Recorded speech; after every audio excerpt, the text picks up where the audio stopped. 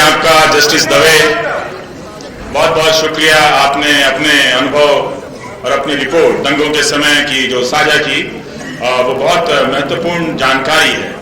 उसी के संदर्भ में मैं छोटी सी बात ये कहना चाहता हूँ कि जब राजनीति में पैसे का प्रवेश हो रहा था तो दो चार साधु लोग कह रहे थे कि राजनीति में पैसे की क्या जरूरत है, पर जो उस वक्त के व्यवहारिक लोग थे वो ये कह रहे थे कि सत्ता चाहिए और राजनीति हम सत्ता के लिए करते हैं, दांव बहुत ज्यादा होता है, इसलिए पैसा आने दीजिए, धन को आने दीजिए। राजनीति में धन आने लगा, कब काला धन बन गया पता ही नहीं चला। उसी तरह से जस्टिस दवे ने जिस धर्म की तरफ इशारा किया है, मैं उससे के बारे में यही कहना चाहता हूं कि राजनीति में धर्म को मत आने दीजिए। धीरे धीरे धर्म आते आते कब काला धर्म बन जाएगा आपको पता नहीं चलेगा। और जैसे ही धर्म की हैसियत राजनीति में बड़ी होगी, नागरिक के रूप में आपकी हैसियत छोटी हो जाएगी।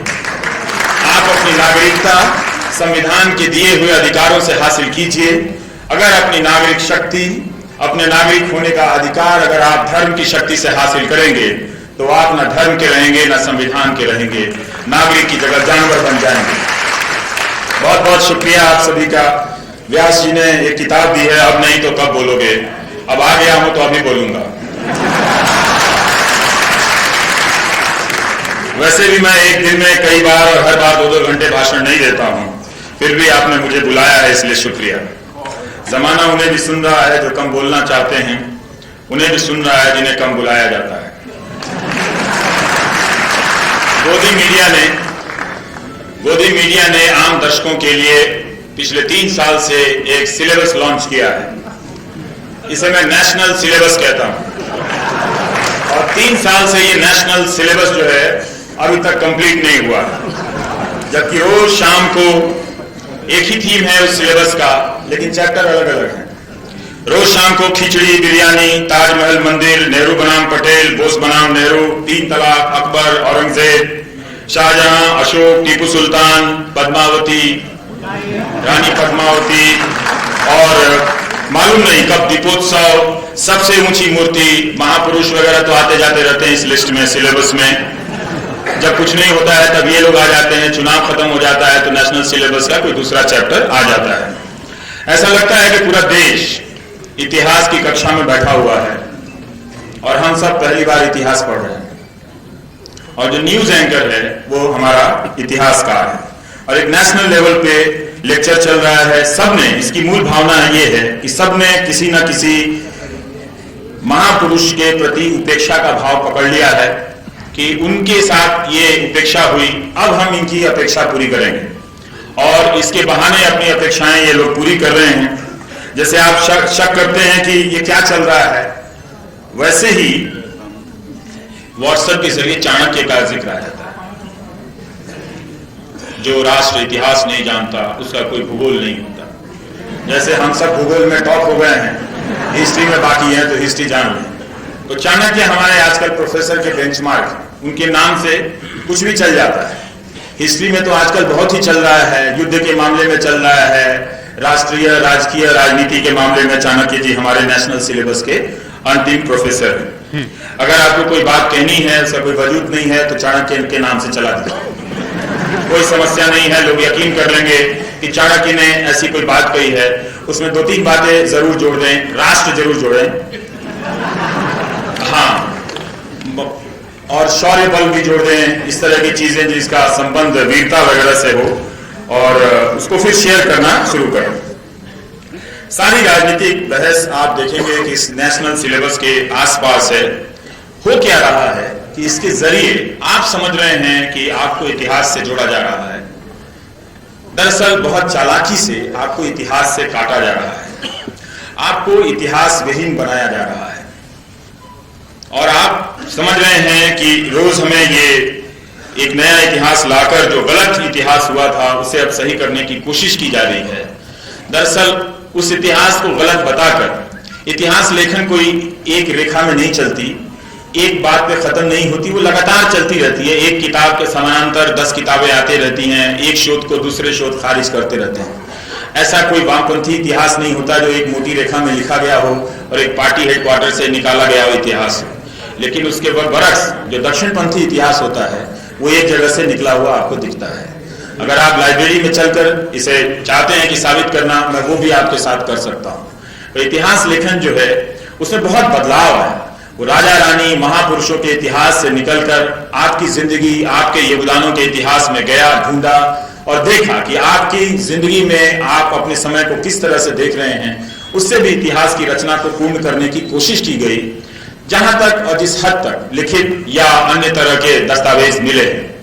पर अब फिर से उस इतिहास लेखन को हमें राजा रानी के इतिहास की तरफ ले जाया जा रहा है और एक बदले की भावना भरी जा रही है कि हम उसका बदला लेंगे। आज जो आज हमारे बीच नहीं है और जो आज है उनका उस इतिहास से कोई लेना देना नहीं, कोई कसूर नहीं है, लेकिन उसका बदला लिया जा रहा है। और एक नया इस तरह से नेशनल सिलेबस के तहत ये आपके भीतर नौजवानों में नफरत की आग भरी जा रही है और आप नौजवान चलते फिरते मानव बम की तरह हो गए। सांप्रदायिकता एक इंसान को मानव बम में बदल देती है। इस बात को नोट कर लीजिए। और ये किसी और को नहीं बदलती, आपके पड़ोसी के बच्चे को नहीं बदलती है, आपके घर के अपने बच्चे को मानव बम में बदल देती है।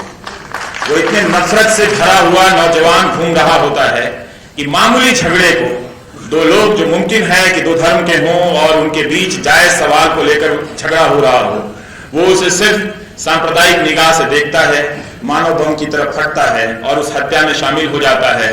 जो सत्ता की मदद से भले न पकड़े जाते हों, लेकिन वो जुड़ जाता है कि किसी ने वो कोई तो भीड़ है जो पहलू खान को मारती है, जो इखलाक को मारती है, जो केरल में किसी और को मारती है।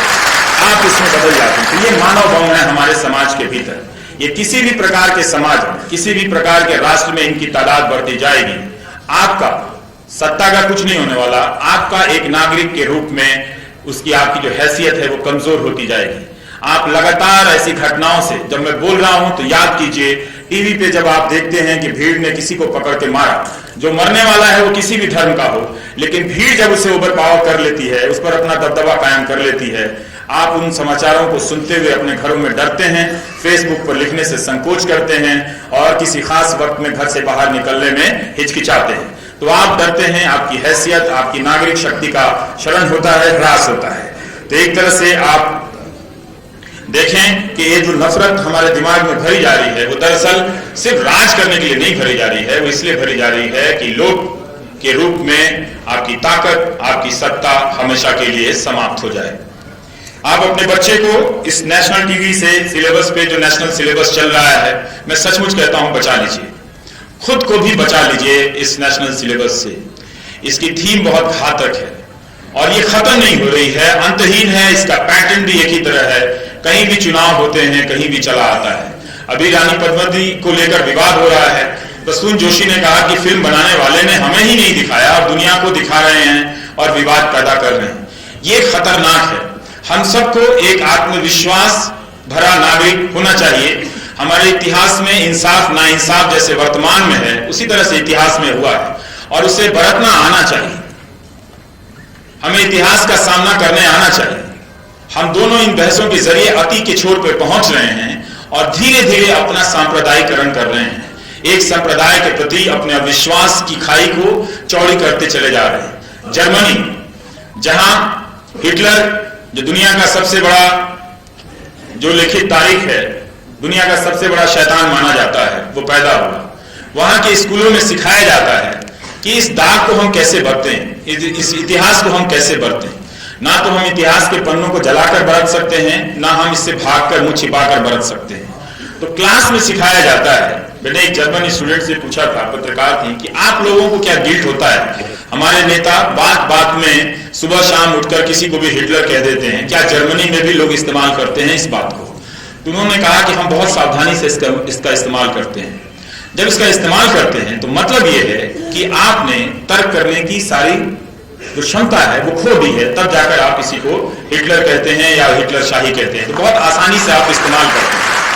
जब शिंडलर्स लिस्ट आ रही थी, हिटलर के कारनामों पर बनी वो फिल्म, तो स्कूल में उस पत्रकार, महिला पत्रकार की टीचर ने बताया सबको कि ये हमारे मुल्क के इतिहास का सबसे काला पन्ना है, ये हुआ, इसमें हमारा कोई कसूर नहीं, ना तुम्हारे पिताजी का कसूर है, ना मेरे पिताजी का कसूर है। ये हमारी जिंदगी का एक काला पन्ना है। हमें शर्मिंदा होना चाहिए, हम सब शर्मिंदा भी हैं, लेकिन हम उस फिल्म को देखते हुए अपराध बोध से नहीं गुजरेंगे, बल्कि आत्मविश्वास से भरेंगे कि हम उस दौर में नहीं हैं, हम एक नए दौर में हैं जो उससे बहुत आगे निकल आए हैं। तो हमने अपने नागरिकों को इतिहास किस तरह से बरता जाए वो नहीं सिखाया है। एक तरह से जानवर, वहशीपन, जंगली बनाने की एक परंपरा इन टीवी चैनलों के जरिए हो रही है। आप अगर नहीं सावधान होना चाहते कोई बात नहीं, बात याद रखिएगा, किसी वक्त में ये बात बहुत याद आएगी और आप बहुत परेशान होंगे। अपने लिए नहीं, अपने बच्चों के लिए, क्योंकि कोई भी आप में से कोई भी नहीं चाहेगा कि आपका बच्चा तलवार लेकर किसी पड़ोसी को मार है। भले ही उसकी पार्टी उसे बचा लेगी, लेकिन आप रात को नहीं सो पाएंगे कि आपका बच्चा खूनी हो। तो इसलिए ये जो हिंदू मुस्लिम थीम चल रहा है, इसमें बड़ी संख्या में हिंदुओं के भीतर और इसके भय में मुसलमानों के भीतर मानव बम बनाया जा रहा है। इससे हमारा समाज खराब हो जाएगा। जहां ज्यादा लोग हैं वहां ज्यादा इस तरह की सांप्रदायिकता मानव बम में लोगों को बदल सकती है। बंगाल का चुनाव आया, आपने देखा इस नेशनल सिलेबस का करामात। रातों रात, दिनों दिन सुभाष चंद्र बोस, नेताजी की फाइलें खुलने लगी और लगा कि अब उनके साथ इंसाफ होने जा रहा है जो नाइंसाफी हुई है। तो क्या, तो कभी नेहरू के बनाम उनको बरक्स खड़ा किया गया, कभी किसी के बरक्स खड़ा किया गया। उन्हें पूछने वाले बहुत आए, जब चुनाव हार गए तो सब नेताजी को भूल गए। बंगाल की राजनीति अब भी पहुंच रही है। मुकुल रॉय किसी पार्टी से किसी पार्टी में आ रहे हैं, लेकिन अब कोई नेताजी का नाम नहीं ले रहा, कोई नेताजी को नहीं बुला रहा है। तो इसलिए इतिहास का इस्तेमाल नहीं होना चाहिए। जरूर लाइब्रेरी में जाइए और पढ़िए कि नेहरू और बोस के बीच के क्या संबंध थे, उन संबंधों में क्या उतार चढ़ाव था, वो जरूर पढ़िए। लेकिन टीवी के दफ्तर में आकर इसे बहस करेंगे, गड्ढे में गिरेंगे। जिस एंकर को दिन में 2 अखबार पढ़ने का वक्त नहीं होता, वो रोज रात को इतिहासकार बनकर आपको बुद्धि भ्रष्ट कर रहा है। ये बता रहा हूं। और याद रखिएगा, बात किसी दौर की नहीं है, बात आपकी पीढ़ियों की है। आप यहां तक तो निकल आए, लेकिन आपके सामने जो गड्ढे बन रहे हैं उसमें कौन कौन गिरेगा हम नहीं जानते। उसमें सिर्फ मैं नहीं गिरूंगा और सिर्फ आप नहीं गिरेंगे, उन बच्चों को भी गिरते देखेंगे जिन्हें आप गोद में उठाकर अच्छे भविष्य की उनकी कामना करते हैं। तो ऐसे राजनीति में बहुत हीरो लोग आते हैं नए नए कपड़े पहनकर, उन्हें लगता है कि अपना वर्तमान जो है वो लिख रहे हैं इतिहास की तरह, मगर इतिहास उन जैसों का बहुत पहले ही उनका वर्तमान लिख चुका होता है। अगर आप इतिहास को परखना जानेंगे तो आज के वर्तमान पर आपको कोई हैरानी नहीं होगी। इसी तरह से गुजरात चुनाव में सरदार पटेल के जिक्र की कोई जरूरत नहीं थी। उनका जिक्र राष्ट्र लोकसभा के चुनाव में हो गया था, लेकिन मैं देख रहा था कि नाराज पटेलों को मनाने के लिए सरदार पटेल का जिक्र होने लगा। मेरी पटेल समाज से यही गुजारिश है कि सरदार बहुत बड़े नेता हैं। अगर आप नेहरू और सरदार के रिश्तों को पढ़ेंगे तो आपकी आंखें भर जाएंगी। ऐसे 2 दोस्त, 2 हमसफर जिंदगी में मिल जाएं तो आपकी जिंदगी धन्य हो जाए। आपकी जिंदगी में आप किसी के लिए नेहरू बन सके और कोई आपके लिए सरदार बन सके तो सोचिए आपने जिंदगी में बहुत कमाया है। लेकिन आपने जिसे पहले सरदार कहा उसे बोलने के लायक नहीं छोड़ा तो सोचिए आपने सब गंवा दिया है। सरदार के बाद राजनीति में एक और सरदार कहे गए, आजकल बोलते हुए नजर नहीं आते, उन्हें भी लौह पुरुष कहा गया। ये मत कीजिएगा। उन दोनों के बीच आदर और जो सम्मान था वो दोस्ती राजनीति के टेक्स्ट बुक में पढ़ाया जाना चाहिए कि कैसे नेहरू और पटेल एक दूसरे से असहमत होते हुए भी एक दूसरे का इतना सम्मान करते थे। ये पढ़ाया जाना चाहिए, ना कि ये बताया जाना चाहिए कि दोनों ने एक दूसरे की जिंदगी बर्बाद की, दोनों ने एक दूसरे की महत्वाकांक्षाओं पर पानी फेर दिया। नहीं, ऐसा नहीं था। वो असहमतियों के बीच सहमति का रास्ता बनाने के सबसे बड़े राष्ट्रीय उदाहरण अगर हिंदुस्तान की राजनीति में है तो सरदार पटेल और नेहरू का है। उस इतिहास को मिटाया जा रहा है। आप मिटा नहीं पाएंगे, क्योंकि जिसे आप मिटाने का प्रयास कर रहे हैं उसे कोई जी के गया है। जो जी के गया है वो कहां मिटता है। पोस्टर लगाने से इतिहास बदलता तो और बात थी। तो मैं सिर्फ पटेल लोगों से यही कहूंगा कि सरदार को सरदार रहने दीजिए, पटेलों का नेता बनाइएगा तो आप उन्हें सरदार से अलग कर देंगे, बाकी आपकी मर्जी। इतिहास पर इस दौर में जाति संगठनों और इन सब का आज के मेरे टॉपिक से मतलब है कि किस तरह से आपको ये सारी घटनाएं, ये दो दलों के बीच नहीं हो रही हैं, ये सारी घटनाएं आप पर काबू पाने के लिए हो रही हैं। जब आप वर्तमान और इतिहास को भी उनकी ही निगाह से देखने लगेंगे, आप नहीं रह जाएंगे। तो इसलिए आपको एक ऐसे लोक में बदला जा रहा है जिससे मामूली तंत्र की मदद से, आधार नंबर से आप पर नियंत्रण किया जा सकता है। तो इतिहास पर जाति संगठनों, धार्मिक संगठनों और राजनीतिक संगठनों का कब्जा धीरे धीरे होता जा रहा है। 2-4 पोस्टर फाड़कर इनके नेता इतिहासकार बन जाते हैं। इतिहास की किताब जलाकर आप इतिहास बन सकते हैं। लेखक के खिलाफ FIR कराकर भी आप इतिहास बन सकते हैं। दूसरे के मोहल्ले का रास्ता जाम कर इतिहासकार बन सकते हैं। और ये कमाल आप भारत में कर सकते हैं, बाकी जगहों पे नहीं। बाकी जगहों पर इतिहासकार बनने के लिए 5 से 10 साल एक विषय के एक हिस्से पर आपको रिसर्च करते हुए जिंदगी के बिताने पड़ते हैं, तब जाकर कोई कहता है कि आप हिस्टोरियन कहलाने के लायक हैं या नहीं। लेकिन आजकल चौक चौराहों पर जो भी पोस्टर फाड़ देता है वो हिस्टोरियन कहलाता है। तो अगर आप में ये भावना है कि आप इतिहास पढ़ते समय इस फलां लेखक के चेहरे पर, व्यास जी के चेहरे पर स्याही छिड़कने की इच्छा हो रही है, तो आपके अंदर आज का इतिहास कोई बुला रहा है। आप ऐसा कीजिए और टीवी स्टूडियो में पहुंच जाइए। ये इतिहासकार होने का स्वर्ण युग चल रहा है, बेस्ट टाइम। बिना पढ़े हिस्टोरियन होने का इससे अच्छा समय आपको नहीं मिलेगा। इसलिए अगर ये है कि आपको हिस्टोरियन बनना है, किताब छोड़िए, बाहर जाइए, कोई भी पोस्टर है फाड़ दीजिए, आप इतिहासकार बन जाएंगे। कहिए कि इससे हमारी भावना आहत हुई। मैं ऐसा कुछ भी नहीं बोल रहा जिससे किसी एडवोकेट या अटॉर्नी जनरल को छुट्टी लेकर मेरे खिलाफ मुकदमा दर्ज करना, गैग ऑर्डर लेकर आने की जरूरत पड़े उसे। इसलिए मैं तय किया है कि मैं उन लोगों के बारे में बात ही नहीं करूंगा जो 16,000 गुना मुनाफा कमा लेते हैं।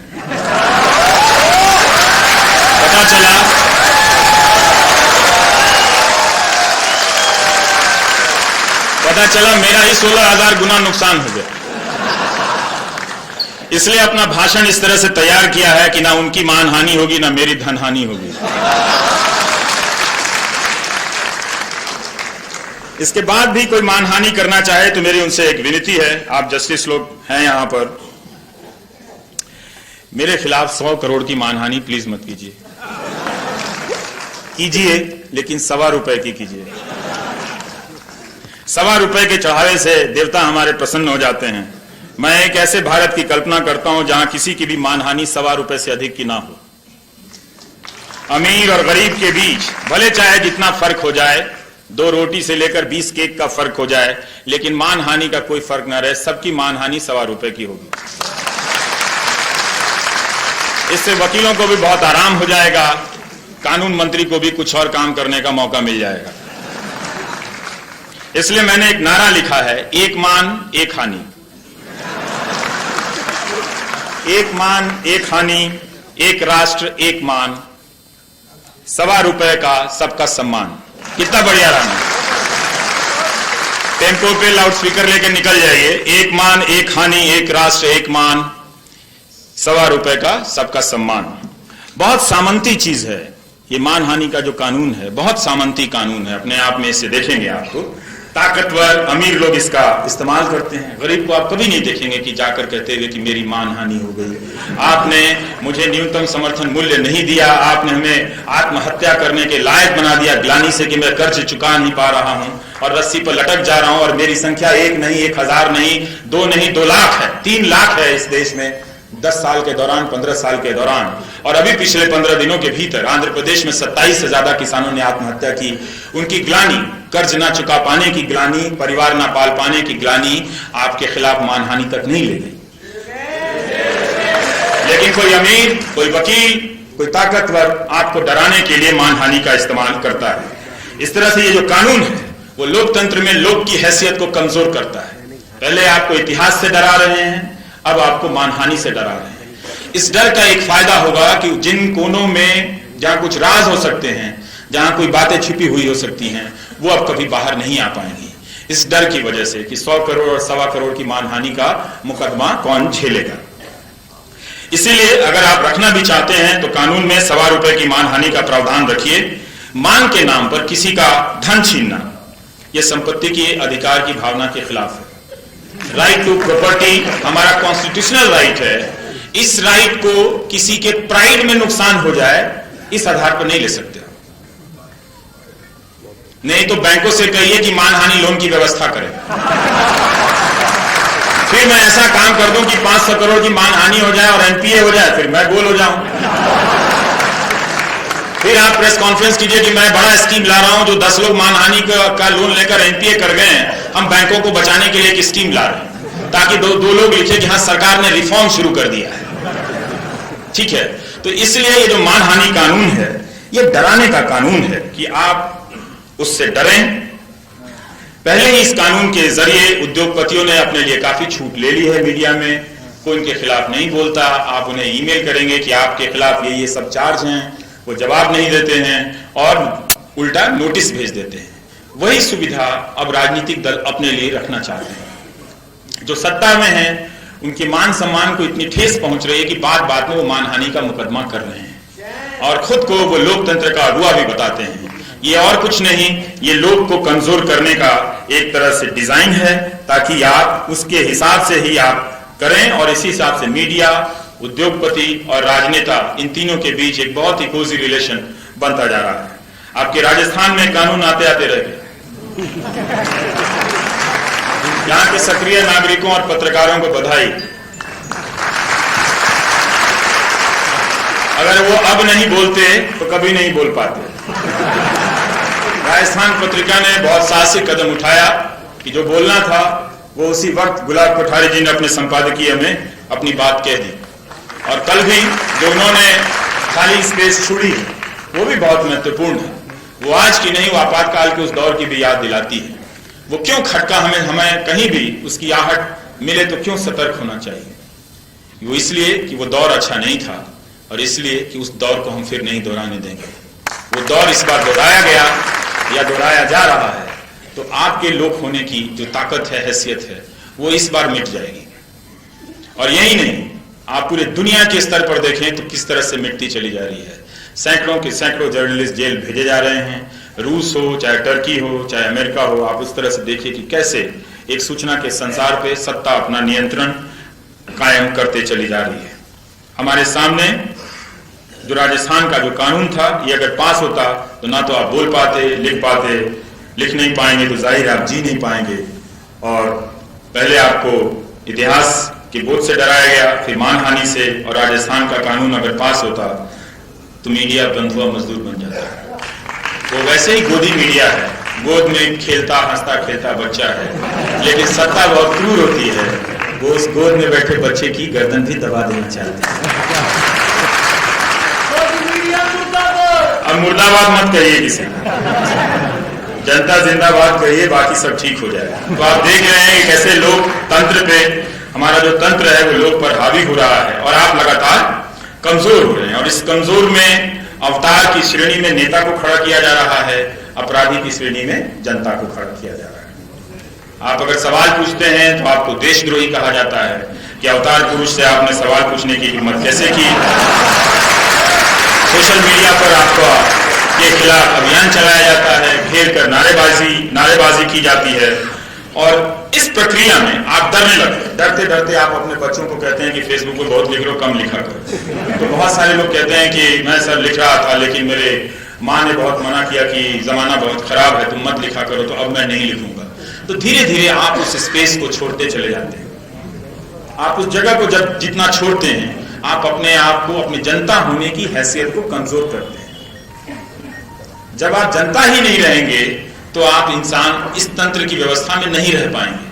आपके मनुष्य होने का सबसे बड़ा प्रमाण यही है कि आप अपने आप को जनता बनाए रखिए। वो डरा रहे हैं लोकतंत्र में, इसलिए वो जनता का एक जनबोध होता है, वो होना बहुत जरूरी है। मतलब आप लोकतंत्र पर अपनी दावेदारी कीजिए, आप तंत्र से ऊपर हैं। और जब आपका जनबोध भयबोध का शिकार हो जाता है तब आप सेवक हो जाते हैं। लोकतंत्र में लोक पहले आता है, लोक मास्टर है तंत्र का। ये तंत्र लोक बनाना चाहते हैं, जंतर मंतर झूठ पंतर जो बोले आप वही मानिए, वो बनाना चाहते हैं आपको। पहले रोज वो डरा रहे हैं इस तरह के बहसों से, लगातार गुस्से वाली बहसों से आपको डरा रहे हैं। आप टीवी देख के लग रहा है सर क्या हो गया है, मतलब कौन कोई हमला कर रहा है आपस में, समाज के बीच में अविश्वास। तो एक तरह से राष्ट्रवाद का सहारा लेकर, इतिहास का सहारा लेकर आपका अपराधीकरण किया जा रहा है। आप उस तरह से बताया जा रहा है कि आप अपराधी, और कानून का इस्तेमाल किया जा रहा है। शुरू में लोगों को लगा कि हम सब एक तमाशा देख रहे हैं और एक जायज बहस देख रहे हैं, पर अब कई लोगों को ये बात समझ में आने लगी है और ये डिजाइन किस तरह से, और ये अविश्वास जो है इसका एक पैटर्न है पूरी दुनिया में।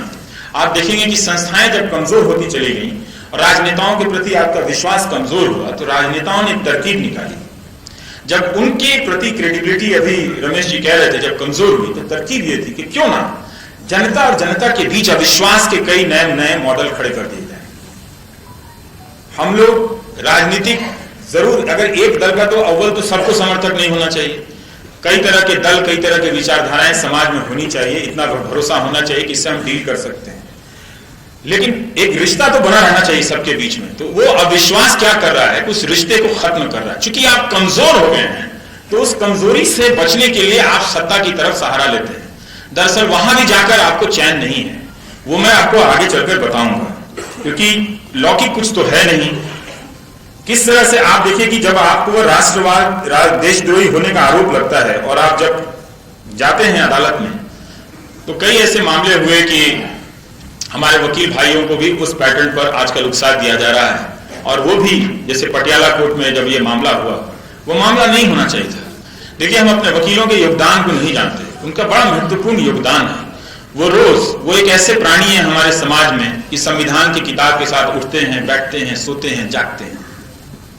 वो सबसे निकटतम संरक्षक हैं संविधान के। उनका चाहे धंधा, उनके जीने की शैली उनसे जो कर है, लेकिन वो हमारे सबसे निकटतम, या कहिए कि प्रथम संरक्षक हैं, जहां अदालत में आपके संवैधानिक अधिकारों की व्याख्या करते हैं, उसकी रक्षा करते हैं। लेकिन इस राजनीति ने उन्हें इस्तेमाल कर लिया राष्ट्रवाद के चक्कर में, जो वो अपना उतना शानदार इतिहास भूल गए कि वो अंग्रेजों के सामने खड़े होकर अपना सब कुछ गंवाकर वकीलों ने हमें उस संवैधानिक अधिकार के प्रति ये हिम्मत दिलाई कि हिंदुस्तान का कोई वकील अदालत में भी उनसे लोहा ले सकता है।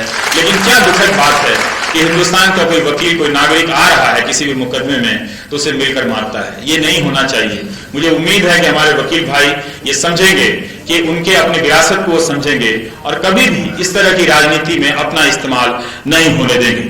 किसी को भी बोलने से रोकना एक किस्म का आतंकवाद है। डराते हैं ना, भय पैदा करना सबसे बड़ा अपराध है। आतंकवाद क्या है? वो एक बम मारता है, 4 लोग मरते हैं, लेकिन पूरा देश में भय फैल जाता है, समाज में भय फैल जाता है। तो आप भय फैलाते, भय के जरिए किसी को बोलना बंद करते हैं, ये आतंकवाद, एक तानाशाही का एक नया तरीका है और आपके लोक होने की हैसियत को वो कम करता है। आप देखेंगे कि धीरे धीरे जनता ने क्या किया इन दिनों में, जो नया पैटर्न आ रहा है, वो पूरा एक नेता अपनी निष्ठा और अपने जनता होने के जनबोध को उसने एक नेता में विलय करा दिया, डिसॉल्व कर दिया अपना पूरा पावर। ये अच्छा नहीं हुआ। आप जरूर अपनी जिंदगी में 1, 2, 10, 50, मालूम नहीं एक मतदाता के रूप में आपने कितनों को वोट किया होगा, लेकिन मतदाता जब अपने आप अपना वजूद किसी नेता में विलय करा देता है, तब वो जनता नहीं रह जाता, तब वो मतदाता भी नहीं रह जाता, वो आंधी के पीछे उड़ने वाली धूल बन जाता है। जनता में जो शक्ति है, उस शक्ति को नहीं गंवाना है। हम सब, इसलिए मैं कहता था कि आप फिल्म स्टार के फैन बन जाइए, आप क्रिकेटर के फैन बन जाइए, राजनीति में किसी के फैन मत बनिए। ये जो राजनीति की जो संस्कृति बिगाड़ी जा रही है, आपको मजा आ रहा होगा, आपकी हैसियत खत्म की जा रही है। और इस हैसियत खत्म होने का नुकसान जनता जो पहले से ही भुगतते आ रही है। आगे आपको उदाहरण दूंगा कि जब आप शक्तिविहीन होते हैं तो क्या होता है। आप कंफ्यूज होते हैं कि किस हद तक विरोध करें कि हम विरोधी ना लगे। ये पैटर्न बन गया, किसी से बात कीजिए, नहीं मैं विरोधी नहीं हूं, अरे भाई है तो क्या हो गया। आप क्रोधी नहीं हैं ये कहिए, आप विरोधी नहीं, इसमें शर्म की क्या बात है। कहीं लिखा है शास्त्रों में कि विरोधी होना मना है? अगर आप कहते हैं आप विरोधी नहीं हैं, आप खुद लोकतंत्र के खिलाफ खड़े हैं। आप अगर कोई बात कहना चाहते हैं तो कहिए मेरा इस बात से विरोध है और मैं इस बात पे का विरोधी हूं। रोज लिखिए फेसबुक पे 10 पोस्ट कि हाँ मैं विरोधी हूं। विरोधी होना क्या गलत हो गया? विरोधी होना अपराधी होना नहीं है, लेकिन बताया जा रहा है कि जो विरोधी है वो अपराधी है। ये तंत्र के जरिए लोग को कमजोर किया जाए और आप अपने आप को कमजोर किए दे रहे हैं। डेमोक्रेसी में अपने अधिकारों के प्रति आप सजग नहीं रहेंगे तो बॉर्नविटा या च्यवनप्राश खा के आप ताकतवर नहीं हो सकते। तंत्र के सामने जो बाहुबली है और जो सबसे निर्बल है, जो देखने में है, जो कमजोर है, दोनों बराबर रूप से कमजोर हो सकते हैं। आप पहलवान है तो थोड़ी भिड़ जाएंगे तंत्र से। टैंक लगा दे तो टैंक थोड़ी उठा लेंगे, आप नहीं उठा सकते ना। तो इसलिए तो आप ये बहाना मत बनाइए। और यही हो रहा है कि हम विरोध छोड़ के अनुरोध करने लग रहे हैं। तो अनुरोध और विरोध में बड़ा अंतर है। अनुरोध करने की प्रक्रिया कई बार ऐसे लगती है कि जैसे देवता नाराज हैं, कभी ना कभी मान जाएंगे, इस पूजा से नहीं माना अगली बार मान जाएंगे, उनका हम ध्यान खींच रहे हैं। जब सूरत के व्यापारी भाई प्रदर्शन कर रहे थे 5-6 महीने तक, उन्होंने बहुत आर्थिक नुकसान उठाया, तो मैं उनके विरोध को बहुत नजदीक से देख रहा था कि ये बहुत दिलचस्प बात है कि जब भी वो विरोध कर रहे थे, उनकी संख्या जहां भी वो जमा हो रहे थे और जिस वक्त से भी जमा हो रहे थे, साधारण नहीं थी। काफी बड़ी संख्या में वो लोग जमा होते थे, लेकिन वो विरोध करने की जगह अनुरोध कर रहे थे। जब आप अनुरोध करते हैं तब आप लोकतंत्र के लोक नहीं रह जाते। अपने जनता होने का अधिकार आप छोड़ देते और वो साईं भजन पे राइम बनाकर गाने लगे। पूरा जो साईं भजन है उस पे वो उनका पूरा आंदोलन है, कहीं नारा नहीं लगा हाय हाय ये हो बर्बाद, जिंदाबाद, मुर्दाबाद। ये सब तो हमारे लोकतंत्र के सामान्य नारे हैं, चलते फिरते किसी भी नेता के खिलाफ लगा दिए जाते हैं। मगर वो वहां पर वो सब कुछ अनुपस्थित था, संख्या थी। जब जनता जनता नहीं रह जाती तो सिर्फ एक संख्या रह जाती है। इसलिए उनके आंदोलन का कोई असर नहीं हुआ, कोई असर नहीं हुआ। ये उनके आंदोलन की हार को वो सोचते रहे कि हमारे आंदोलन को वित्त मंत्री ने नहीं सुना, हमारी मांग को। दरअसल उनकी जनता होने की हार थी। तो बहुत जरूरी है कि आप अपने जनता होने के अधिकार को हासिल कीजिए, जो आप रोज धीरे धीरे छोड़ते जा रहे हैं। विरोधी ना कहने के तरह तरह से सवालों में आप अगर मगर इतना जोड़ दिया जाता है कि वो सवाल छोड़ के बाकी सब लगता है। नहीं, उसने कांग्रेस ने भी किया था, पर अभी जो बीजेपी कर रही है, तो ऐसा तो आपातकाल में हुआ था, लेकिन ये तो आपातकाल नहीं है। कुछ समझ में नहीं आ रहा कि है या नहीं है, क्या है भाई? तुम कहने वाला कहां हो, किधर हो, तो बताओ। तो ये जो अगर मगर इधर डगर लगा के जो सवाल पूछे जा रहे हैं, समझ में नहीं आ रहा। हर कोई इस तनाव में है, ढूंढ रहा है। मान लीजिए आप कोई सवाल करते हैं, वो कहते हैं एंटी बीजेपी। कल को भारत के सभी राज्यों में बीजेपी की सरकार बन जाती है, तो क्या हर सवाल एंटी बीजेपी हो जाएगा? तब क्या करेंगे आप? सवाल तो सवाल रहेंगे ना। सरकारें तो बनती रहेंगी किसी ना किसी की, जो राजनीति में है, जिनके अपने दल हैं, उन्हीं के बनते रहेंगे। किसी के बहुत लंबे समय तक चलते रहेंगे, किसी के बहुत छोटे समय तक चलते रहेंगे। लेकिन ये भावना आप में नहीं, पत्रकारों में नहीं। पहले पत्रकारों को टारगेट करके कहा गया, उसके बाद धीरे धीरे आप कहने लगे कि हाँ हाँ वो एंटी है, वो है। फिर वो आप उसके रिफ्लेक्शन अपने आप को देखने लगे। अच्छा, जब मैं उसको एंटी कहा तो मैं कैसे एंटी हो सकता हूं? कहते कहते आपका विलय की जो प्रक्रिया है वो लगातार चल रही है। मतदाता मतदान के बाद मतदाता नहीं रह जाता, जनता रहता, उसको जनता बनना पड़ता है। आप जैसे ही आप अपनी निष्ठा, अपना सब कुछ किसी नेता, किसी विचारधारा में आप विलय करने लगते हैं, आप जनता नहीं रहते, आप लोक नहीं रहते। तो तंत्र जो है ये खेल तंत्र का है, जिसके इशारे पर आप नाच रहे होते हैं। तो धीरे धीरे वो आप पर हावी होता जाता है। इसीलिए आप देखेंगे कि कई ऐसे प्रदर्शन जो हाल फिलहाल में हुए हैं और जो पहले भी होते रहे हैं, उनका अगर आप हमारे देश में, हम दुनिया का इतना बड़ा लोकतंत्र कहते हैं, कोई डेमोक्रेसी इंडेक्स नहीं है। अव्वल तो जो भी प्रदर्शन करे उसको सरकार को सब्सिडी देनी चाहिए, क्योंकि प्रदर्शन कर आप लोकतंत्र पर एहसान करते हैं। गाड़ी मिलनी चाहिए बाकायदा सरकार से। अब तो सरकारें जगह नहीं देती हैं आपको, जंतर मंतर से लेकर सुना है आपके शहर में भी जगह नहीं। तो सरकारों को बाकायदा गाड़ी देनी चाहिए, पुलिस सुरक्षा देनी चाहिए, पानी का व्यवस्था होना चाहिए और खाना भी देना चाहिए कि आप प्रदर्शन करके अपने नित्य अभ्यास से लोकतंत्र को सजीव किए हुए। लेकिन हमें पहले मीडिया ने उन प्रदर्शनों को हीन दृष्टि से देखा और फिर हम भी उन प्रदर्शनों को हीन दृष्टि से देखने लगे और हुआ ये कि जनता ने जनता पर अविश्वास करना शुरू कर दिया। ये अविश्वास की खाई सिर्फ हिंदू मुसलमान से नहीं बनती, ये कई रूपों में बनती है आपके भीतर। इसलिए आप शक करने लगते हैं और शक इतना गहरा हो जाता है कि आपको लगता है कि भारत में सारे नकली लोग रह रहे हैं, अवैध लोग रह रहे हैं। ये वैध तभी होंगे जब आधार आएगा,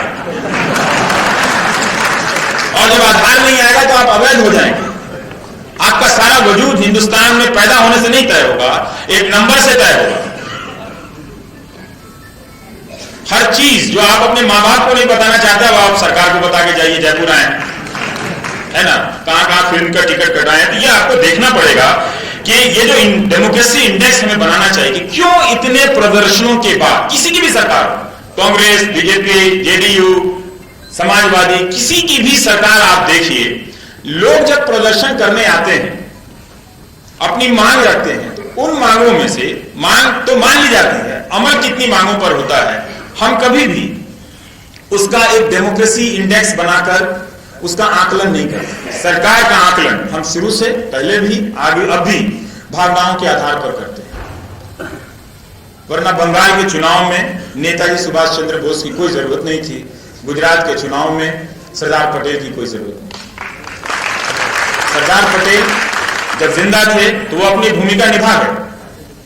वो इसलिए नहीं निभा गए कि कोई चुनाव में उनका इस्तेमाल करे और उनके नाम पर अपनी नैया पार करेगा। तो हम यही करते हैं, हम जनता होके जनता का ही ख्याल नहीं रखते। आप सरकार का मूल्यांकन किस आधार पर कहते हैं? खुद को आप जागरूक नागरिक कहते हैं, किस आधार पर कहते हैं?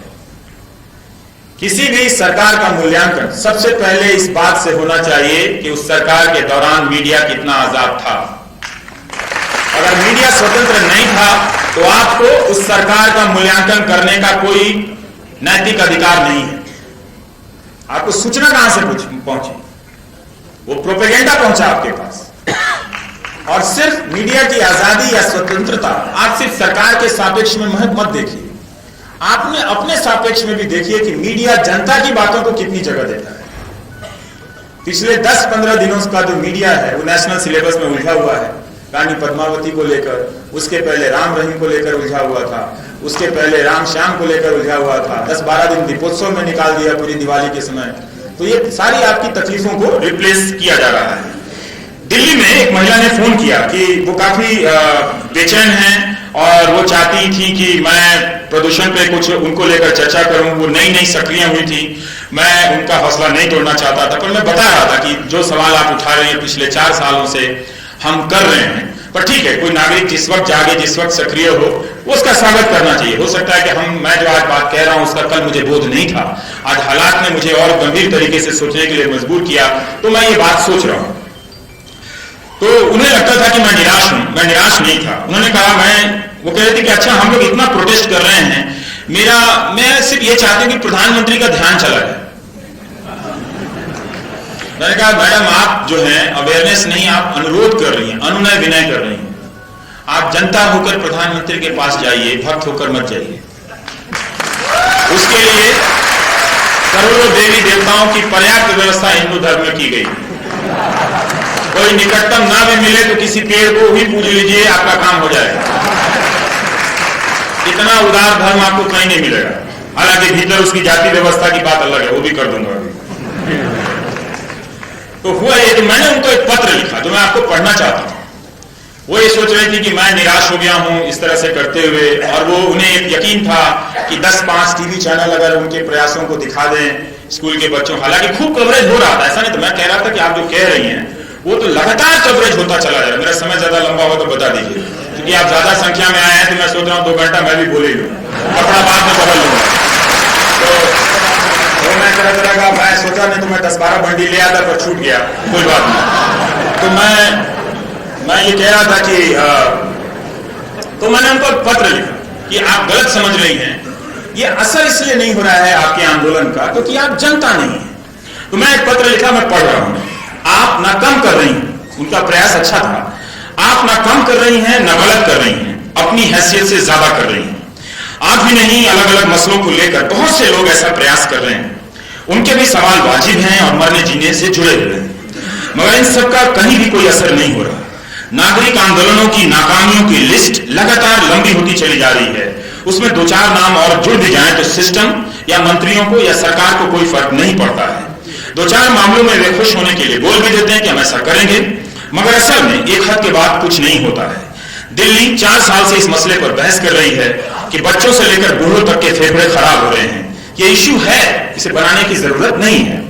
ये इसलिए हो रहा है मैडम कि जनता होने की असल शक्ति आपसे ले ली गई है।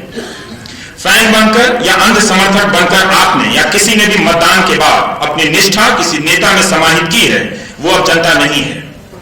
जब आप जनता की पहचान छोड़कर नेता का मुखौटा पहन लेती हैं, गाल पर टैटू बना लेती हैं, उसमें अपना विलय कर देती हैं, आप उसकी प्रतिछाया बन जाती हैं, रिफ्लेक्शन बन जाती हैं, तब आपका पीपल होने का पावर चला जाता है। इसलिए आपको या किसी को भी समझ नहीं आ रहा कि आप जो बोल रही हैं उसका असर क्यों नहीं हो रहा है। 4 साल 5 साल से लगातार उसके बादल बर्दाश्त के लायक नहीं है, हवा खराब हो चुकी है दिल्ली की, तब भी असर नहीं हो रहा है। आपके भीतर विचारधारा या उस नेता की छाया मौजूद है। आप जब तक खुद को उस प्रतिछाया से अलग नहीं करेंगी, आप जनता नहीं बनेंगी। इसलिए आपको या किसी को समझ नहीं आ रहा कि यह असर क्यों नहीं हो रहा है। किसान गोली खा लेते हैं, फांसी पर लटक जाते हैं, क्या आपको इससे फर्क पड़ता है? हर दिन हर राज्य में किसान बर्बाद हो रहे हैं, क्या आपको कभी फर्क पड़ा? कॉलेज के कॉलेज शिक्षकों से खाली है, क्या आपको फर्क पड़ा?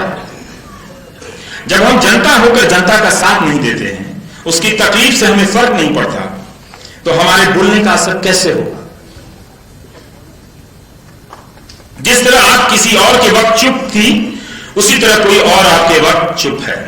इसलिए कहता हूं, आवाज उठाने का अभ्यास कीजिए।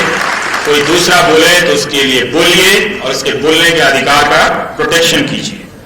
वो जनता बनता है आवाज उठाने से, और जब भी कोई जनता बने उसका हौसला बढ़ाइए। भले असहमति हो उसके प्रयास से, मगर इस हद तक साथ दीजिए कि उसे बोलने दिया जाए, उसे सुनने दिया जाए। नहीं सुनना भी एक तरह से नहीं बोलने देना है।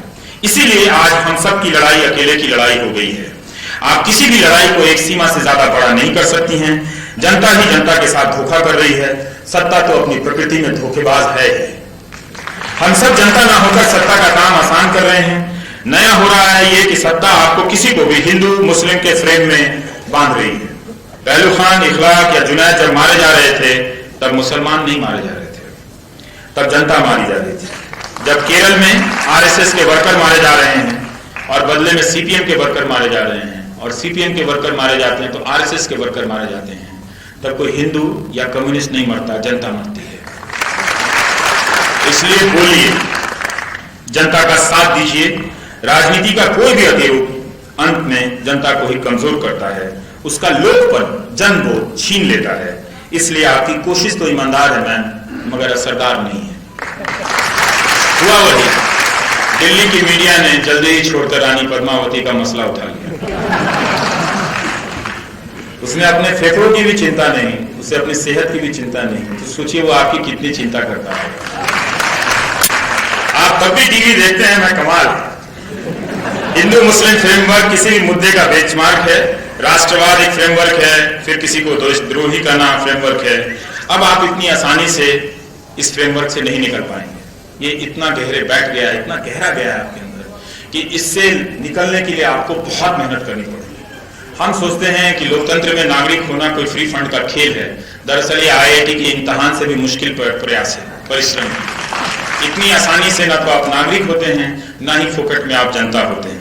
आप सोचिए कि आपके नौजवानों को इस तरह से बौद्धिक गुलामी दी जा रही है और अगले 20-25 साल के लिए वो एक तंत्र का पुर्जा बनते जा रहे हैं, लोग नहीं रहेंगे। आपको क्यों डर लगता है? इस देश में इसलिए भी डर लगता है कि सबको, किसी को भी झूठे मुकदमों में फंसाना बहुत आसान है। जब आप सरकार के खिलाफ बोलते हैं तो आपके दिमाग में ये बात आती है कि सरकार झूठे मुकदमे में फंसा देगी और जेल में बंद कर देगी। और जैसे ही आपको ये बात आती है, फिर आपको अपने आप को चेक करना चाहिए कि आपने सरकार चुना है या अपने लिए डर चुना है। ये आप खुद सोचना। और इसका भी इस डेमोक्रेसी के इंडेक्स में बनना चाहिए। तीसरा पॉइंट कि कोई किसी भी सरकार के कार्यकाल में कितने झूठे मुकदमे हुए, कितने लोगों को फंसाया गया, पुलिस का इस्तेमाल किया गया और फिर अदालतों का इस्तेमाल किया गया।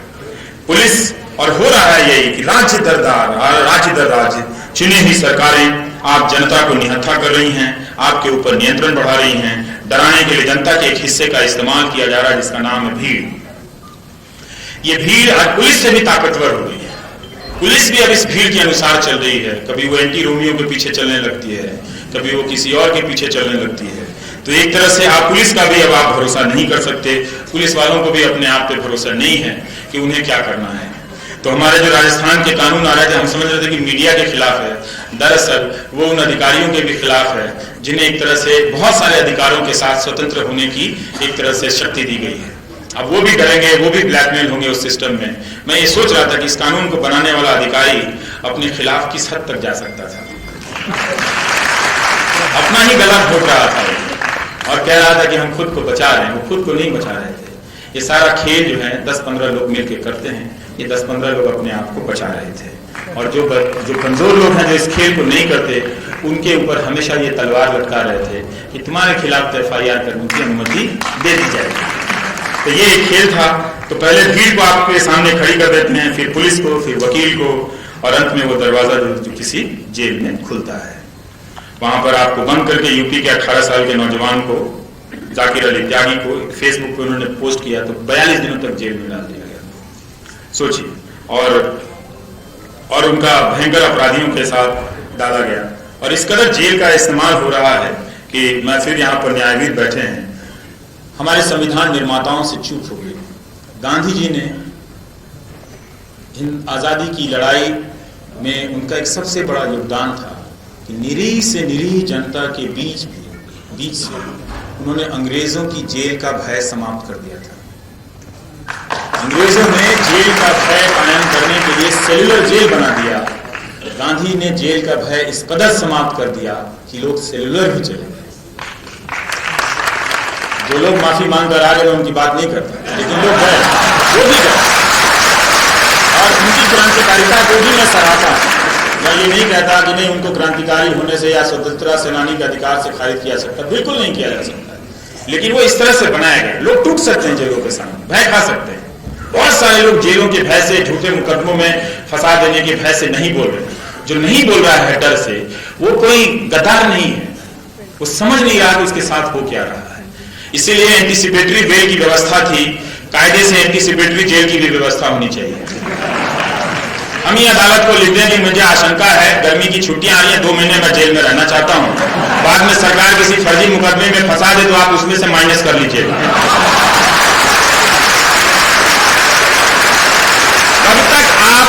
तब तक आप जेल के भय से नहीं बोले। तो इसलिए आप यही बोलिए कि हम फला तारीख को यूं ही जेल जाना चाहते हैं हम लोग, और सब के सब जेल चलिए। अपना लंच बॉक्स पैक कीजिए, 2-4 सूखा पराठा ले लीजिए, 2-3 दिनों तक चलेगा। 2-3 दिन जेल में रह के आइए सब कोई, ताकि समाज के भीतर से झूठे मुकदमों और जेल का भय खत्म हो जाए। और ये एक सरकार की देन नहीं है। इसे कब तक हम बर्दाश्त करेंगे? लोगों का करियर, जीवन, राजनीतिक जीवन सब बर्बाद कर दिया जाता है। ये एक हथियार बन गया है। किसी की भी सरकार आती है, झूठे मुकदमे में फंसाओ और जेल जाने का डर दिखाओ। तो जरूरी है कि हम इस जेल जाने का डर से, अगर हम सच्चे गांधी के सेवक अपने आप को कहते हैं, एंटीसिपेटरी जेल की मांग करके, अग्रिम जेल, अग्रिम जमानत नहीं, अग्रिम जेल की मांग करके, और जैसे ₹1.25 की मानहानि की तरह अपने आप को हम मुक्त कर लें। और मैं आपको कुछ केस स्टडी पढ़ना चाहता हूं। थोड़ा बोरिंग लगेगा, लेकिन आप पढ़िए, सुनिए, ताकि आपको पता चले कि कैसे आपको कमजोर किया जाता है तंत्र के जरिए। 2012 में बंगाल में एक प्रोफेसर को गिरफ्तार कर लिया गया क्योंकि उन्होंने ममता बनर्जी के खिलाफ एक कार्टून पोस्ट किया। उसी साल नवंबर 2012 में शाहीन और रेणु नाम की 2 लड़कियों को गिरफ्तार किया गया क्योंकि उन्होंने बाल ठाकरे के निधन पर मुंबई को बंद करने के पर ही सवाल कर दिया था।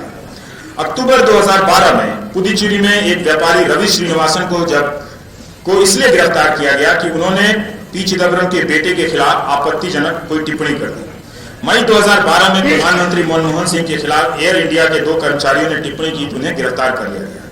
मैं गूगल सर्च कर रहा था कि 2014 के बाद कितने लोग गिरफ्तार हुए। 31 अक्टूबर 2017 को फिल्म स्टार विजय के फैन तमिलनाडु में गिरफ्तार कर लिया गया क्योंकि उन्हें प्रधानमंत्री के खिलाफ टिप्पणी की थी, जिसे हम आपत्तिजनक कहते हैं। जैसे लोकतंत्र में लोकजनक तो कुछ होता नहीं, सब आपत्तिजनक होता है। और इसकी शिकायत बीजेपी के आईटी सचिव ने की थी, जिला आईटी सचिव ने। नवंबर 2017 में चेन्नई में कार्टूनिस्ट को गिरफ्तार किया गया क्योंकि उसने वहां के मुख्यमंत्री के खिलाफ कार्टून बनाया था। अब देखिए ये पैन इंडिया मामला होता जा रहा है। हम सोच रहे थे कि सिर्फ प्रधानमंत्री मोदी या मुख्यमंत्री योगी के खिलाफ टिप्पणी करने से ही गिरफ्तारी हो जाती है, लेकिन ये पैटर्न बनता जा रहा है। एक जगह जब जनता कमजोर होती है तो देश के हर कोने में जनता कमजोर होती है। इसीलिए मैं कह रहा हूं कि अपने लोक होने के लोकपन को बचा लीजिए, वरना नेता जो है लड़कपन में आपको बर्बाद कर देंगे। 3 मई 2017 को उत्तरी कन्नड़ा में मुरुदेश्वर पुलिस ने 2 युवाओं को गिरफ्तार किया। इन्होंने प्रधानमंत्री मोदी के खिलाफ वही आपत्तिजनक टिप्पणी की थी और व्हाट्सएप ग्रुप के एडमिन थे। एक इसमें ऑटो रिक्शा चलाने वाला था, उसने फोटो शेयर कर दिया था। फिर बनारस के जिला प्रशासन ने आदेश दिया कि जो झूठी बातें अफवाहें पोस्ट करेगा उसको अरेस्ट कर लिया जाएगा। प्रधानमंत्री, भारत के प्रथम प्रधानमंत्री नेहरू के बारे में कितनी झूठी बातें चल रही हैं, आज तक कोई अरेस्ट हुआ? सुना आपने कि प्रधानमंत्री, भारत के पहले प्रधानमंत्री नेहरू के बारे में इतनी अफवाहें चल रही हैं? बीजेपी आईटी सेल के जो मालवीय जी हैं, वो बनारस वाले मालवीय नहीं जिन्होंने बीजेपी बनाया, ये जो आईटी सेल जो वो अमित मालवीय हैं, तो उन्होंने एक ट्वीट कर दिया कि नेहरू जी कुछ महिलाओं से गले मिल रहे हैं। तो महिलाओं से गले मिलना कौन सी बुरी बात है? ये कब बुरा हो गया महिलाओं से गले मिलना? पता चला कि उनमें कोई उनकी बहन है, कोई उनकी भतीजी है जिनसे वो गले मिल रहे हैं। तो जब आप अपने आप को इतना कमजोर कर देंगे तो ये भाई बहन को भी प्रेमी बनाकर भीड़ जुटाकर मार देंगे। इसलिए मैं जो भी बोल रहा हूं अपने लिए नहीं बोल रहा, आपके लिए बोल रहा हूं, क्योंकि आपका भविष्य बहुत खराब है। क्योंकि जब आप जनता नहीं बनेंगे तो आप में से कोई भी चुन लिया जाएगा, जो बच जाएगा वो सिर्फ चांस की बात है कि वो बच गया। तो इसलिए आप कभी नहीं देखेंगे कि झूठी अफवाह फैलाने के आरोप में, नेहरू जी के बारे में अफवाह फैलाने के बारे में, नेहरू या जो भी हो उनके बारे में अफवाह फैलाने के बारे में कोई अरेस्ट हुआ। अब इसी साल मार्च में आखिरी हफ्ते में 7 लोगों को यूपी में अरेस्ट किया गया और जब मुख्यमंत्री के रूप में योगी आदित्यनाथ ने शपथ ली, चंद घंटे में 4 लोग अरेस्ट हो चुके थे। मार्च 2015 में आजम खान के खिलाफ किसी लड़के ने, 11वीं क्लास के लड़के ने टिप्पणी की तो उसको अरेस्ट कर लिया गया। मई 2014 में देवू साहब हैं, उन्होंने मोदी जी के खिलाफ फेसबुक पर टिप्पणी की तो अरेस्ट हो गए। आरोप लगा सामाजिक सद्भावना बिगाड़ रहे हैं। ये रोज टीवी वाले बिगाड़ रहे हैं, कोई अरेस्ट हुआ है? कोई तो अरेस्ट नहीं हुआ। तो ये खेल समझिए। 14 अक्टूबर 2017 को कानपुर में 22 व्यापारियों के खिलाफ मुकदमा हुआ, एक की गिरफ्तारी की। 22। इन्होंने क्या किया था? अपने प्रधानमंत्री की तस्वीर कोरिया के किम जोंग के साथ लगा दी थी। अब दिन भर टीवी में किम जोंग चलेगा तो वो इमेज बन जाएगा ना यहाँ के लोगों का, तो तुलना किससे करेंगे? तो वही गोदी मीडिया किम जोंग चला रहा था तो उनको लगा, वो नाराज था, लोग नाराज थे। नाराजगी में अपने नेता को वो 2 बातें कहते हैं, तो आपने किम जोंग को प्रतीक के रूप में दे दिया तो नाराज हुआ, तो लोग तो तुलना कर दिया, तो उसमें उनको सजा कर दी। ये अच्छी बात नहीं। राजनीतिक जीवन में एक नेता की कितनी आलोचना होती, विरोधी तो उनके सामने बैठ के आलोचना करते, पीछे में नहीं। क्या क्या बातें नहीं कहते एक दूसरे के बारे में। वो एक दूसरे को तो अरेस्ट नहीं करते। करना चाहिए था कांग्रेस के नेताओं को कि पार्लियामेंट में आप ये सब हमारे खिलाफ करते हो, लेकिन नहीं, आप जनता के बीच से किया जाता है गिरफ्तार, ताकि आप इस प्रक्रिया में, दोनों के खेल में लगातार कमजोर होते जाए। आपको कमजोर किया जाता है ताकि आप उनका डर, क्योंकि आप नेताओं की विश्वसनीयता, जिस तरह से मीडिया की विश्वसनीयता जनता में खत्म हुई है, उसी तरह से नेताओं की विश्वसनीयता खत्म हुई। लेकिन उन्हें सत्ता में तो रहना है, राज करना है, वो उसके प्रतिस्पर्धा है, दावेदार है, तो इसलिए वो लगातार जनता की हैसियत को कम करते चलेगा। वरना उनके विरोधी तो क्या क्या आरोप लगाते हैं, रोज प्रेस कॉन्फ्रेंस करके कोई चुटकुला बनाता है, कोई मुहावरा बनाता है, इधर से भी मुहावरा, उधर से भी मुहावरा, ये सब होता रहता है। तो ये है कि जो गिना मैंने, तो 2014 से लेकर अब तक कोई 42 से अधिक लोग प्रधानमंत्री या बीजेपी के किसी भी मंत्री के खिलाफ, मुख्यमंत्री या कोई भी नेता, आपत्तिजनक टिप्पणी करने के आरोप में गिरफ्तार हुए या मुकदमे का शिकार हुए। इनमें जरूर अल्पसंख्यक समाज के लोग ज्यादा हैं, पर बहुसंख्यक भी, सिख भी हैं, हर तरह के लोग अरेस्ट हुए। जनता है इसमें, आपको ये बात समझनी होगी। इसलिए मैं कहता हूं कि जनता को जनता बनना पड़ेगा। अब मैं एक बात बता रहा हूं कि जनता जनता क्यों नहीं है। क्या सिर्फ इस प्रक्रिया को, आपके लोकतांत्रिक होने की प्रक्रिया को बहुत साहस की जरूरत होती है। ऐसे नहीं आप फ्री फंड में लोकतांत्रिक हो जाते हैं, वो रोज प्रैक्टिस करना पड़ता है लोकतांत्रिक होने के लिए। एक दिन आप नेट प्रैक्टिस नहीं करेंगे, आपका लोकतांत्रिक होने का प्रयास जो है वो छूट जाएगा। तो जो निजीकरण की रफ्तार हुई तेजी से, कॉर्पोरेट कल्चर आया, आप देखेंगे कि किसी भी डेमोक्रेटिक पार्टिसिपेशन में, लोकतांत्रिक भागीदारी में इनकी उपस्थिति ना के बराबर है। कोई भी अपनी कंपनियों से निकल कर नहीं आता है। जो भी एक बार कॉर्पोरेट में गया वो डेमोक्रेसी के सेटअप से बाहर हो जाता है। इसीलिए वो एक ऐसी व्यवस्था को जीने लगता है जिस व्यवस्था में लोकतंत्र के प्रति उसके भीतर कदर कम हो जाती है। तो वो ट्वीट करते करते ड्रीम करने लगता है कि इंडिया को सिर्फ मिलिट्री रूल ही सेव कर सकता है। इस तरह के फालतू फालतू विकार, सपने आने लगते हैं उसे। विकार ही है एक तरह से। तो उनका निजीकरण को हमने पेश किया कि ये लोकतंत्र की कई बीमारियों के इलाज हैं, मगर इसने लोकतंत्र की भावना को कमजोर किया है। इसने प्रोत्साहित नहीं किया कि आप ठीक है कंपनी हैं, आप डेमोक्रेसी में पार्टिसिपेट कीजिए। ये इसलिए नहीं किया कि ये अपने नेताओं के साथ मिलकर एक कार्टेल बनाता है और दोनों मिलकर जनता के खिलाफ हो जाते हैं। ये इनके हित में है कि एक तरफ से सिस्टम जनता को कमजोर करे, कुछ जनता को ये अपने यहां रखकर उसे डेमोक्रेसी से दूर करें, और फिर ये सब मिलके जो चाहे जहां चाहे जमीन ले लें, जहां चाहे पहाड़ ढा दें। हालत ये कर दे कि आपके शहर में ही लोग गड्ढा खून के हफ्तों खड़े रहे, किसान की हमारी जमीन का दाम मिल जाए, मगर मिला नहीं। आप अपने आसपास ही देख लें, कहीं दूर जाकर इंडोनेशिया में देखने की जरूरत नहीं है। तो आपके जनता होने की हैसियत लगातार कम होती जा रही है। जितना ज्यादा निजीकरण बढ़ रहा है उतना ज्यादा डेमोक्रेटिक स्पेस कम होता जा रहा है, उतना ही ज्यादा। आप ना सरकार के खिलाफ बोल सकते हैं, ना कंपनी के खिलाफ बोल सकते हैं, ना किसी अब धर्मगुरु के खिलाफ बोल सकते हैं। तो क्या बोले, मुंह आ करें, आए बाएं करें, क्या बोले? जब किसी के खिलाफ बोल ही नहीं सकते तो क्या करें भाई? कोई बोलने का कोई दिवस तय कर दो। इतनी जयंतियां मन रही हैं, एक बोलना जयंती हो जाए। यहाँ हिंदुस्तान में बोलती जयंती मनाई जा रही है। इस जयंती के उपलक्ष्य में सबने सबके एक दूसरे के खिलाफ बोला है। कल से कोई नहीं बोलेगा। बोलने के लिए जगह जगह से लोग जमा हो रहे हैं, दूर दूर से आ रहे हैं बसों में भर के कि वहां चल के बोलेंगे। आप यही तय कर दो, एक दिन तो बोले कम से कम। तो ये आप बोलने के स्पेस से आप पीछे मत हटिए। आपको डराया जा रहा है लगातार। कंपनियों की दिलचस्पी लोकतंत्र में कभी भी नहीं है। और आप देख रहे हैं कि अभी तो चुनाव की वजह से लोकसभा का सत्र जो है वो शीतकालीन सत्र का की घोषणा नहीं हुई है। इस पर बहस हो रही है, लेकिन आप कभी नहीं देख पाए जब लगातार हर राज्य में पिछले 30 सालों में विधानसभा के सत्रों की संख्या कम होती जाती है।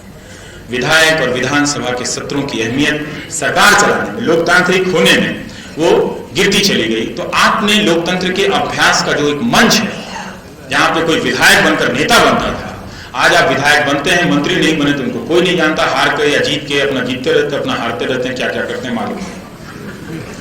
तो हमने उन संस्थाओं की तरफ देखना बंद कर दिया था। देखना पड़ेगा आपको, खुद मजबूर करके, फोर्स करके अपने आप को ले जाना पड़ेगा। देखना पड़ेगा कि क्या बात है कि फला मुख्यमंत्री, फला सरकार में विधानसभा का सत्र नहीं बुलाया जाता और सत्र बुलाकर औपचारिकताएं पूरी की जाती हैं। क्या आपको विधानसभा में यकीन नहीं रहा? क्या आपको संसद में यकीन नहीं रहा? मैं नहीं मानता। अगर यकीन नहीं होता तो आप में से 70% या 80% लोग वोट देने नहीं जाते, मगर जा रहे हैं, लौट के आ रहे हैं, तो अपना सब कुछ आप विलय उस नेता में कर दे रहे हैं। भरोसा करना अच्छी बात है, लेकिन भरोसे की बुनियाद तथ्यों पर आधारित होनी चाहिए, भावनाओं पर नहीं। इसलिए अपने आप को ज्यादा सूचित कीजिए, इन्फॉर्म कीजिए, वरना आईटी सेल के जो गुंडे हैं वो आपको खा जाएंगे। हाँ, उनका कार्टेल है, खा ही जाते हैं आजकल। इसलिए लोग को एक खतरा है। चलते चलते एक बात कहना चाहता हूं। अमेरिका से एक सर्वे आया है 2464 लोगों का।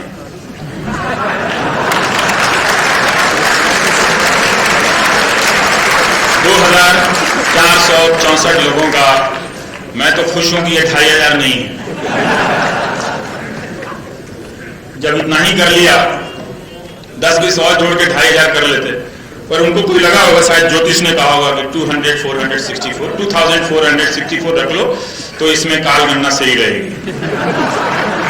वहां तक ठीक है इनकी बात कि 80% इन 2464 में, जिसमें 10 में से 9 भारतीय बताया गया, प्रधानमंत्री को लोकप्रिय मानते हैं। वहां तक ठीक है, तो किसी भी सर्वे में वो आते ही हैं लोकप्रिय है।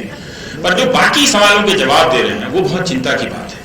वैसे तो मैं उस 10वें को लेकर भी चिंतित था कि भाई जब 9 उस तरफ चल गए तो तुम अकेला क्यों इस तरफ खड़े हो। फिर मुझे लगा कि ये जो एक आदमी है ये असली लोकतांत्रिक है। ये एक तरफ अकेला खड़ा होकर हिंदुस्तान के लोकतंत्र पर एहसान कर रहा है, वरना वो अकेला तो डर के मारे देखे कि 9 आदमी उधर चले गए हैं, भाई क्रॉस करो उधर, 10 में 10 बन जाओ, हाँ? पर वो अकेला बना रहता है। ये कमाल का आदमी है। जो भी है उसका सलाम मैं यहां से भेजता हूं कि उसने लोकतंत्र की मान रखी, एक नेता को 90% लोकप्रिय भी होने दिया, लेकिन एक जगह खड़ा होकर एक विरोधी भी है उस नेता का, यह भी होने दिया। यह बहुत अच्छी बात थी। लेकिन आगे की जो बात है उन जो 2464 लोगों की, वो अपने ही सर्वे की इस अच्छी बात को खारिज करते हैं।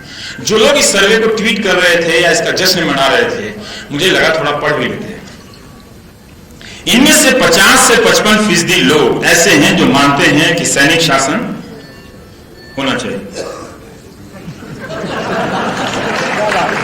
10 में से 9 मानते हैं कि लोकतंत्र की प्रक्रिया से चुनकर आए एक व्यक्ति वे अपना विश्वास व्यक्त करते हैं और वो व्यक्ति अपने पूरे राजनीतिक जीवन में लोकतांत्रिक आकांक्षाओं का ही प्रतीक है, तभी वो मुख्यमंत्री से प्रधानमंत्री बनते हैं, इसमें तो कोई शक नहीं है। पर उन 9 लोगों में से 5 लोग फिर सैनिक शासन में क्यों यकीन रखते हैं? क्या उन्हें पूरा विश्वास नहीं जिसे वो लोकप्रिय बता रहे हैं? वो क्यों रखते? आप सोचिए, अगर इनसे ये सवाल पूछा जाता, एक ही सवाल पूछा गया होगा, क्या आप मिलिट्री रूल को बेहतर मानते हैं, तो क्या दिया होगा कि हाँ। लेकिन दूसरा सवाल अगर मैं पूछता, क्या आप चाहते हैं कि मिलिट्री रूल में कोई रात में 2 बजे आए और आपको आपके बाप को उठाकर थाने में 10 साल के लिए बंद कर दे, न वकील, न दलील, न मुकदमा, न तारीख, मिलिट्री रूल का समर्थन करेंगे? करता वो? नहीं करता। ये सवाल पता है क्यों पूछा जा रहा है? इसका कारण बताता हूं, थोड़ा इंतजार कीजिए। सैनिक शासन को पसंद करने वाले लोगों से सर्वे वाले ने नेता का नाम नहीं पूछा कि कोई जो मिलिट्री रूल करेगा वो कौन होगा, वरना ये ऐसे लोग हैं जो कह देते कि जनरल वीके सिंह को बनाऊंगा मैं अपना नेता। जो राज्य मंत्री है सैनिक है, मिलिट्री रूल में तो मिलिट्री वाला सेनाध्यक्ष ही बनेगा ना, और कौन बनेगा?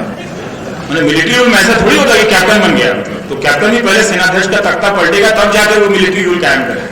लेकिन जब तक सेनाध्यक्ष है और मिलिट्री रूल है तो सेनाध्यक्ष ही बनेगा ना फिर। तो कितनी गड़बड़ियां हैं लोकतंत्र को लेकर, नेता को लेकर। सोचने में हम इतने कंफ्यूज क्यों हैं? इसलिए हैं कि लोकतंत्र को लेकर जो अभ्यास मैच होते थे हमारी संस्थाओं के, दैनिक अभ्यास मंच, पत्रकार से, लेख से, ये आज नहीं, ये अगर आप ऐसा सोच रहे हैं कि इस सरकार के दौर हुआ तो गलती कर रहे हैं, फिर समय को ठीक से नहीं समझ रहे हैं। ये 25-30 सालों से लगातार होता चला आ रहा है, जिसमें संस्थाओं को लगातार कुचला जा रहा है। आज शायद आपको इसलिए लग रहा है कि कुछ लोग या ऐसे लोगों का प्रतिशत थोड़ा ज्यादा दिख रहा है जो इसके प्रति सचेत है। इस सर्वे में 55% ने कहा उन्हें स्ट्रांग नेता चाहिए। क्या करना है स्ट्रांग नेता का? क्या संविधान में बनाए गए कानून, दिए गए अधिकार किसी नेता या मुख्यमंत्री को इतने अपर्याप्त हैं कि वहां पहलवान चाहिए? क्या कैबिनेट सेक्रेटरी से कुश्ती करने की जरूरत पड़ती है? कैबिनेट की मीटिंग में मारना पड़ता है? किस लिए चाहिए स्ट्रांग नेता? स्ट्रांग विल को रिप्रेजेंट करने वाला नेता चाहिए, नहीं होना चाहिए। पर ठीक है, क्योंकि एक सवाल है और इस सवाल को लेकर कोई भी, अभी आप आलोचना कर रहे हैं, आपसे भी पूछा जाए तो आप भी कहेंगे कि हाँ स्ट्रांग नेता चाहिए, देश को चलाने वाला मजबूत नेता चाहिए। लेकिन ये लोग कंफ्यूज हैं कि सैन्य तंत्र वाला नेता चाहिए कि लोकतंत्र वाला नेता चाहिए। ये चल रहा है, एक मिथक जो है वो खड़ा किया जा रहा है कि मजबूत नेता का एक मिथक है और उसके पैरेलल सैनिक शासन का चल रहा है। क्योंकि अभी तक लोकतांत्रिक जो संस्थाएं हैं वो अपने बेहतर रूप में जनता की आकांक्षाओं को पूरी करने में असफल रही हैं। और आप देखेंगे कि इनके जरिए जो सत्ता और संसाधन पर नियंत्रण रहा है, भारत ही नहीं दुनिया के किसी भी देश में और दुनिया भर में 1 या 2% लोगों के पास बाकी 90-95% आबादी की संपत्ति के बराबर की संपत्ति वहां जमा हुई है। ये वो खुद ही बता रहे हैं, ये किसी कम्युनिस्ट देश से नहीं आ रहा है, सीपीएम के दफ्तर का सर्वे नहीं है। ये खुद ही वो लोग अपना सर्वे करते हैं, अर्थशास्त्री जो पूंजीवादी व्यवस्था में यकीन करते हैं कि 1 ही 2 ऑक्सफाम की रिपोर्ट है कि 1 ही 2% लोगों के पास है। तो अब डर है नेताओं को कि ये जो 90% जनता है जिसके पास खाने के लिए नहीं है, अभी तो इसके कुछ प्रतिशत फांसी पर लटक रहे हैं, लेकिन जब ये अपनी आत्महत्याओं से थक जाएंगे तो एक दिन बगावत कर देंगे। मरने की भी एक सीमा होती है, मारने की भी एक सीमा होती है, वरना मारने वाले तो इस देश दुनिया के इतिहास में कितने हुए, पलट के देखिए, फिर भी इंसान खत्म नहीं हुए, वही खत्म हो गए, वही खत्म होके चले गए। तो उन्हें ये डर है। तो उस डर में आज जो भी पावर पर बैठता है, ये डर उसको सताता है। आप में से भी कोई इस पावर पर बैठेगा, आपको भी ये डर सताएगा। उनका डर वाजिब है, क्योंकि उनके पास ना तो कोई ऐसा फॉर्मूला बचा है प्रोपेगेंडा और इवेंट के अलावा, ये आखिरी फॉर्मूला है नेताओं के पास। तो ये वो ड्रामा कर रहे हैं कि इसी बहाने सैनिक शासन को प्रतिष्ठित कर रहे हैं इन सवालों के जरिए, क्योंकि वो सबसे आसान तरीका है लोक आकांक्षाओं को कुचलने का।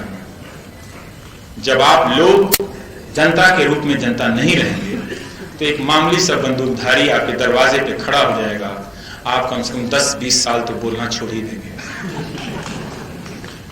आपकी जुबान खत्म हो जाएगी, भाषा खत्म हो जाएगी। इसीलिए मैं कह रहा हूं कि ये फॉर्मूला मजबूत बनाया जा रहा है, जबकि ये दोनों ही फॉर्मूला, स्ट्रॉन्ग लीडर का और मिलिट्री लीडर का फॉर्मूला, इतिहास का पिटा हुआ फॉर्मूला है। ये आप हिस्ट्री नहीं भी पढ़ेंगे तो ही समझ में आ जाएगा, हिस्ट्री पढ़ लेंगे तो और ठीक से समझ में आ जाएगा, और पोस्टर भी फाड़ देंगे तो भी समझ में आ जाएगा कि ये क्या फॉर्मूला है। तो हम क्या कहेंगे? Gandhi, Mandela, Lincoln, Martin Luther king, Vinoba Bhave, इन सबको क्या कहेंगे आप? मजबूत नेता नहीं कहेंगे। वो दुबला पतला, सिर्फ धोती पहनने वाला, जो ब्रिटिश हुकूमत के खिलाफ लड़ता चला गया, वो क्या था? कमजोर नेता था या मजबूत नेता था? मजबूत नेता था ना। जरूरी नहीं कि मजबूत नेता हमेशा अच्छे कपड़ों में दिखता हो, पूरे कपड़ों में दिखता हो। कोई नंगा फकीर भी मजबूत नेता हो सकता है। इसमें आपको कोई कंफ्यूजन नहीं होना चाहिए।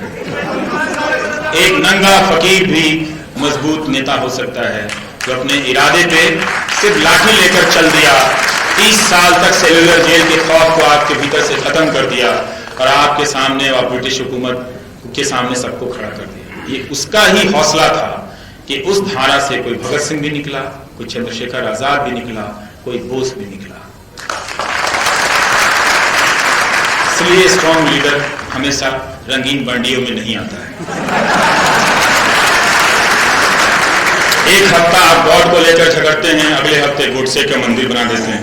1940 से 45 के युद्ध के दौरान, और ये इतिहास का उदाहरण है, ब्रिटेन के प्रधानमंत्री चर्चिल बहुत लोकप्रिय थे उस वक्त, जब विश्व युद्ध का दौरान था, और बड़े उनके कोट वोट चलते थे, आज भी छप जाते हैं इधर उधर की। चर्चिल ने ये कहा था, वो कहा था। चर्चिल की बातों पे लोग आंख बंद कर यकीन करते थे।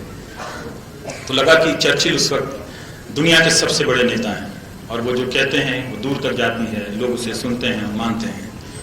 विश्व युद्ध के बाद जब चुनाव हुआ तो चर्चिल हार गया। तो मजबूत नेता हारता भी है, ऐसा नहीं। इटली ने उस चर्चिल को हरा दिया था। इसलिए आपको देखना पड़ेगा कि अगर आप इस लोकतंत्र में अपने लोक होने के बोध को कमजोर करेंगे, आप भारत की आजादी की लड़ाई के साथ धोखा करेंगे। अनगिनत लोगों ने अपने लोक होने के अधिकार को हासिल किया, लड़ा। हम स्वतंत्रता सेनानियों को पेंशन देते हैं। क्या हमें पता है कि वो स्वतंत्रता सेनानी जब इस देश को आजाद करने के लिए वर्षों जेल में रहे, जिनका हम नाम भी नहीं जानते, उनके पीछे उनके बच्चे, पीढ़ियों तक के बच्चे बर्बाद हो गए। उनके परिवारों की आर्थिक स्थिति उसी पेंशन पर रही, और वो लगातार कमजोर होते चले गए। तो उन्होंने इतना बड़ा, कई पीढ़ियों का, अपने परिवार की कई पीढ़ियों की जिंदगी दांव पर लगाकर, भविष्य दांव पर लगाकर देश के लिए लोक होने का बोध हासिल किया। आप उस देश के लिए, उनके लिए, कम से कम स्वतंत्रता सेनानियों की इज्जत के लिए रखने के लिए अपने लोकपन को, अपनी जनता होने के अधिकार को कमजोर मत कीजिएगा। इसलिए ये मजबूत नेता जो है वो टाइम पास का फॉर्मूला है। नेता वही होता है जो सबको साथ लेकर चले, ना कि सारे लोग उसके पीछे पीछे चले। इसलिए आप गांधी के आसपास बहुत सारे नेताओं को देखते हैं, राजेंद्र प्रसाद को भी देखते हैं, डॉक्टर अंबेडकर को भी देखते हैं, नेहरू को भी देखते हैं और सरदार पटेल को भी देखते हैं, और वैसे बहुत सारे लोगों को आप देखते हैं। उसी से लोकतंत्र में लोक हावी रहता है, वरना एक नेता हावी होगा तो सिर्फ तंत्र ही तंत्र रह जाएगा, झूठ का मंत्र रह जाएगा। इसलिए आप लोक का निर्माण कीजिए, फिर से जनता होने का अधिकार हासिल कीजिए। मुझे इजाजत दीजिए। नमस्कार। आपने बहुत प्यार दिया, बहुत अच्छे से सुना।